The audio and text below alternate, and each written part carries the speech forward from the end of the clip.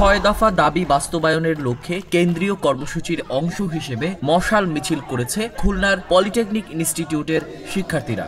শুক্রবার রাত ৯টায় মশাল মিছিল নিয়ে নগরীর বৈকালী মোড়ে খুলনা যশোর মহাসড়ক অবরোধ করে রাখে শিক্ষার্থীরা।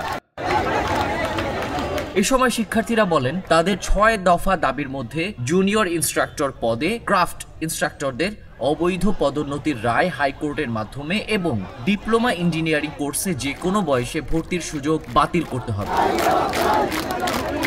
উপসহকারী পাশকৃতদের সংরক্ষিত পদের বিপরীতে নিয়োগ সহ ৬ দফা সকল দাবি মানতে হবে বলেও জানান তারা। দাবি আদায় না হওয়া পর্যন্ত কেন্দ্রীয় কর্মসূচির অংশ হিসেবে চলমান আন্দোলন অব্যাহত থাকবে বলে হুঁশিয়ারি দেন পলিটেকনিক ইনস্টিটিউটের শিক্ষার্থীরা। প্রায় ১ ঘন্টা রাস্তায় অবস্থান করার পর রাত ১০টার দিকে সড়ক ছেড়ে দেয় তারা। খুলনা প্রতিনিধি মিজানুল ইসলামের পাঠানো তথ্য ও ছবিতে ডেস্ক রিপোর্ট।